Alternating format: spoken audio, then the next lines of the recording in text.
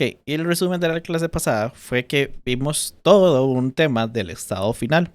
O sea, la relación, o sea, todo lo que tenga que ver con el futuro del individuo. Entonces vimos la muerte, también vimos el estado intermedio, por ejemplo, entre la muerte y la llegada de la segunda venida de Dios. Vimos cosas como el purgatorio también.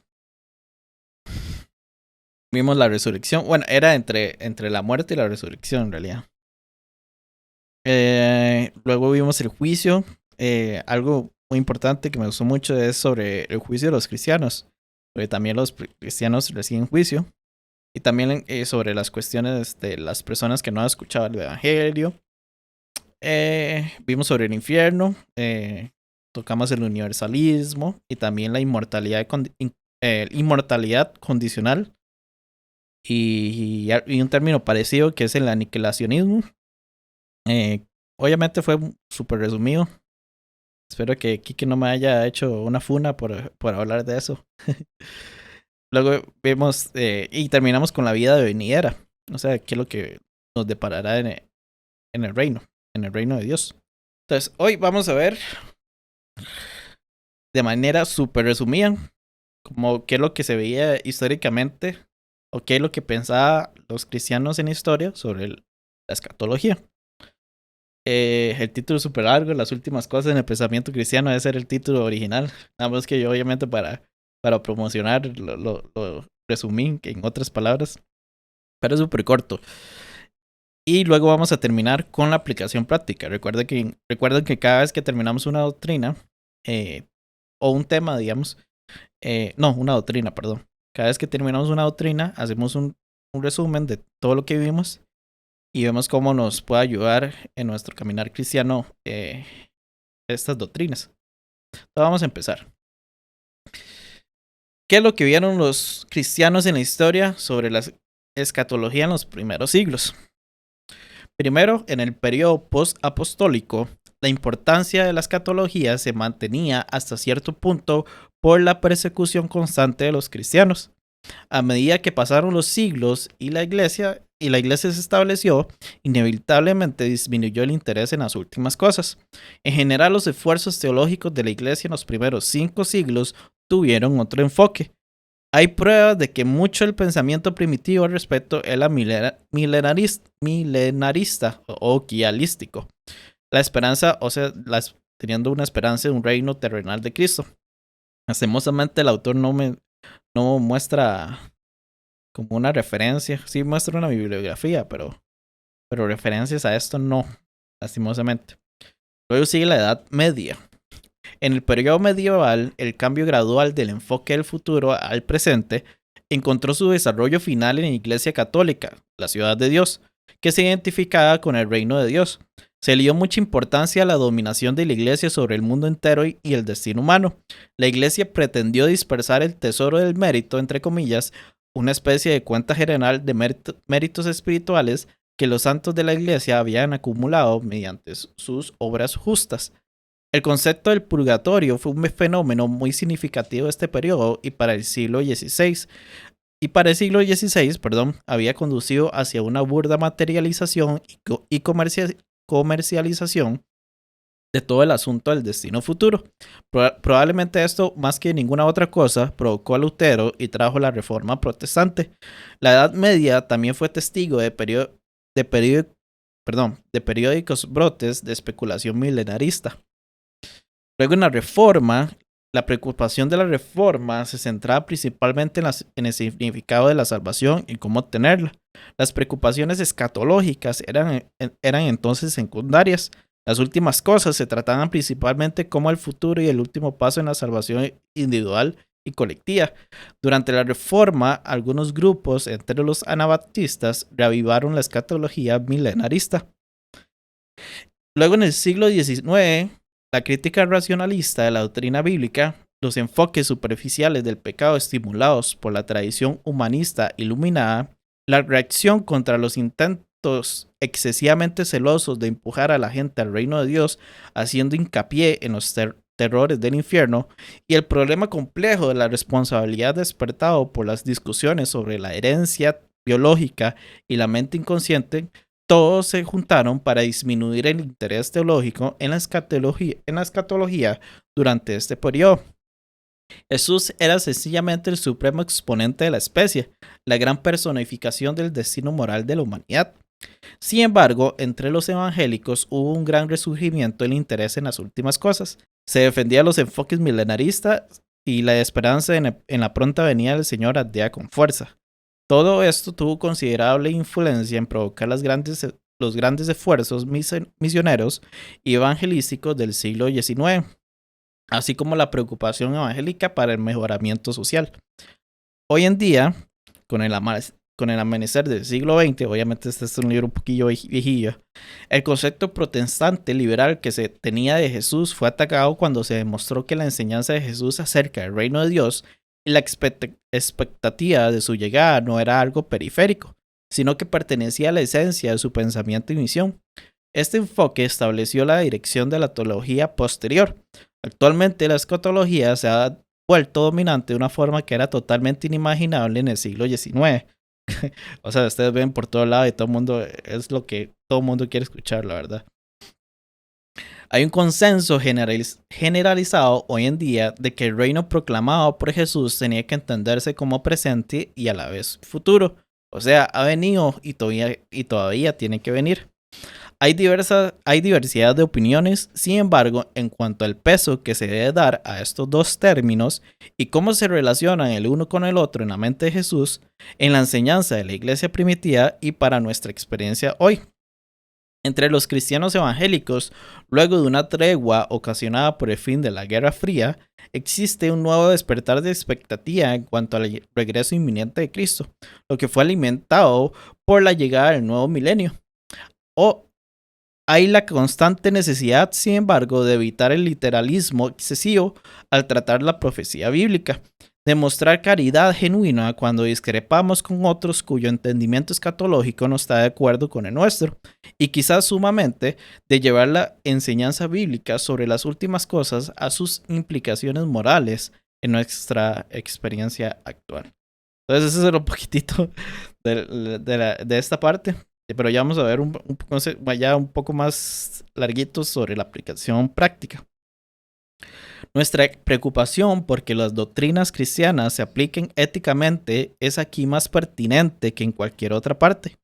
A diferencia de los contempladores de la bola de cristal, entre comillas, tantos cristianos como no cristianos, la enseñanza de la Biblia es siempre moral. No solo alimenta nuestra curiosidad, sino que las llama a la entrega y la obediencia. Podemos reunir las inferencias de las enseñanzas bíblicas sobre las últimas cosas en torno a 8 palabras. La primera sería la esperanza. La venida del Señor es nuestra bendita esperanza, dice Tito 2:13. Esto es altamente pertinente en vista del pesimismo relativo de nuestros tiempos. Aunque el periodo inmediato que rodea la llegada del nuevo milenio probablemente se acompañará por expresiones de optimismo visionario y celebraciones espléndidas de los logros de nuestra raza a través de los siglos pasados, cuando haya terminado la fiesta milenaria, el mundo volverá a despertar a un futuro profundamente incierto. La población creciente, los recursos limitados, la aparición de un nuevo y mortífero virus. Les recuerdo que este libro es como de 2003 o 2008, algo así, ¿eh? Todo profético. La accesibilidad relativa de armas nucleares y la seria crisis ecológica que va en aumento sirven para socavar nuestra esperanza a lo largo plazo. Seguramente es saludable notar que nuestros hombres y mujeres más sabios actualmente están entre los más preocupados. En esta era de desesperanza relativa, el cristiano tiene otra posición. Nuestra esperanza no surge como la del humanista de un punto de vista idealista de la naturaleza humana o de la creencia del científico social en la habilidad de cambiar la conducta humana por medio de la transformación de su ambiente social o de la creencia del seguidor de la nueva era en el surgimiento de una nueva conciencia universal. Ahí todo extraño, ¿verdad?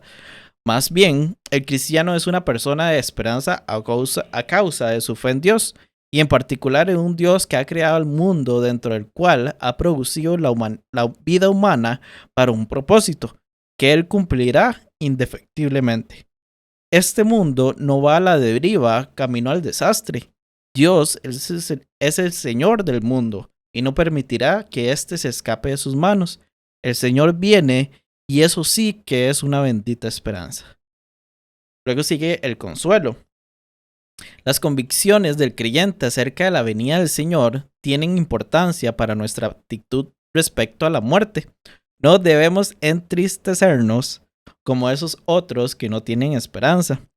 Nuestro destino, ya sea que muramos antes de que regrese el Señor o estemos entre los vivos en la tierra en el momento de su venida, es que todo esto sea para que vivamos junto con Él.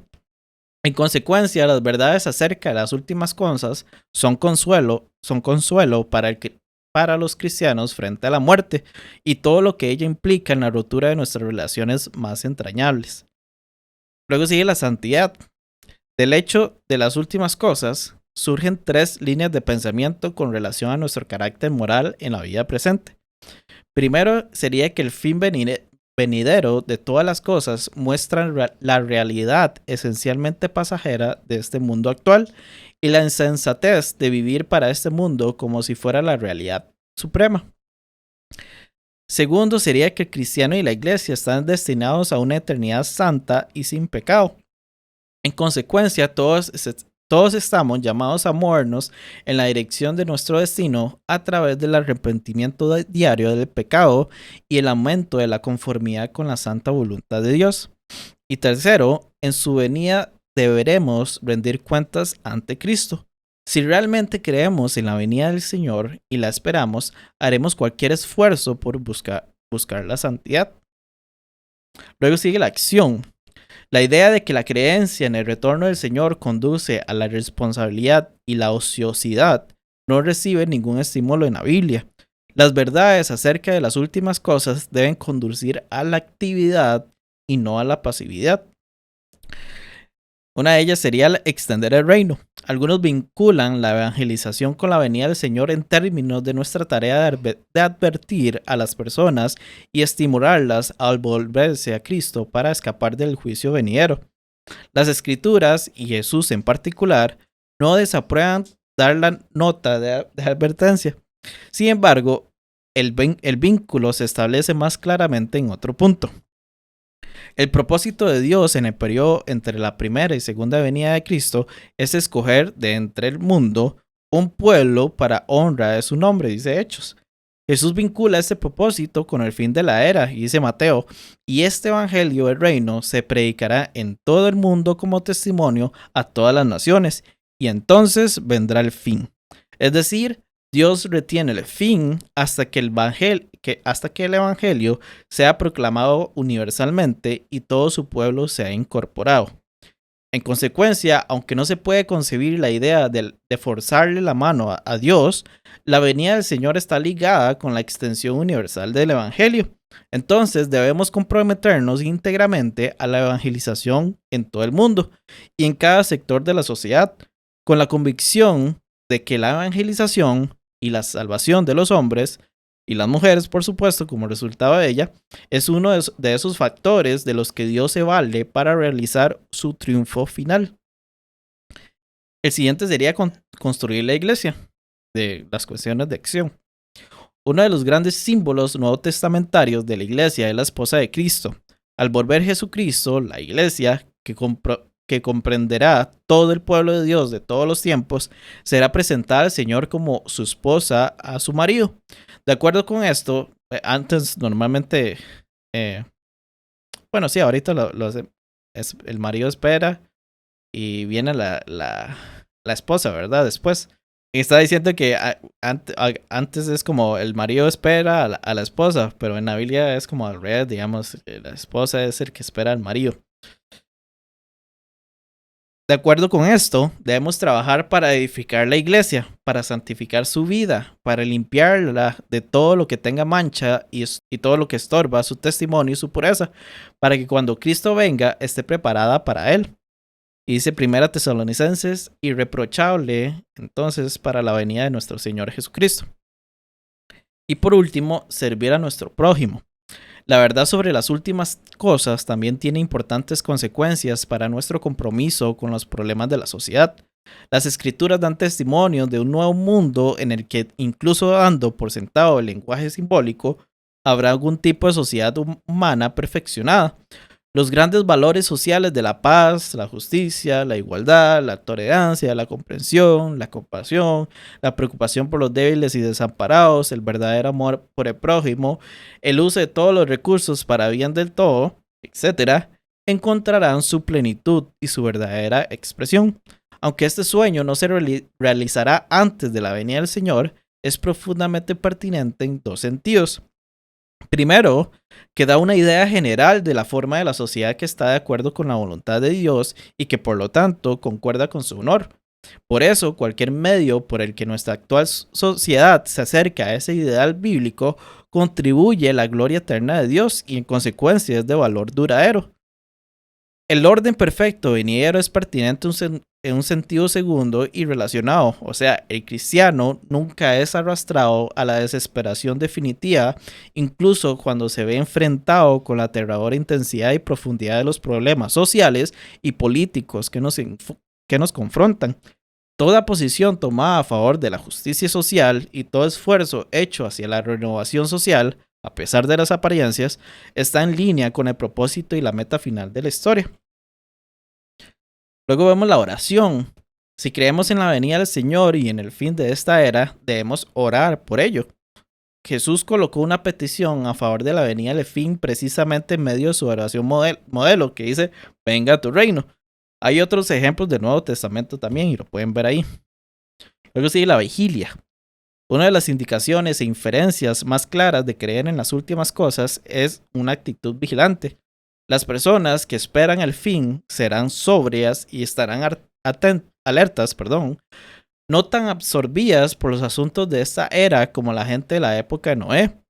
La venida del Señor no la tomará por sorpresa. Tal vez no venga durante nuestra vida y no osaremos afirmar que debe hacerlo, pero sí puede que venga y se nos insta a estar preparados. Luego sigue el amor. La venida del Señor y el reino eterno significa que las relaciones que compartimos en la iglesia son eternas. Esto es en sí mismo un gran argumento para amar a nuestros hermanos cristianos. Si estamos destinados a esa gloria futura en la unidad del grande, único e indestructible pueblo de Dios, con seguridad podemos sentirnos impulsados a recibirlos ahora y amarlos a medida que Dios derrama su amor en nuestros corazones por medio de su Santo Espíritu. Y luego sigue y por último, más bien, la alabanza. Una expresión final de nuestra convicción relativa al triunfo venidero de Cristo es la gozosa alabanza y adoración. En este sentido, es significativo que las huestes celestiales y la iglesia triunfante estén descritos en Apocalipsis como dedicados a la adoración y a la alabanza a la luz de la llegada del fin. Están todo ese chorro de versículos. Y dice Apocalipsis 5:13, al que está sentado en el trono y al Cordero, sean la alabanza y la honra, la gloria y el poder por los siglos de los siglos. Toda alma cristiana puede decir amén a esta frase, esperando el futuro triunfo de Dios. Y bueno, aquí, colorín colorado, este cuento se ha acabado, compas. Hasta aquí llegó la serie. Ya, gracias a Dios, colorín colorado, man. Este cuento se acaba.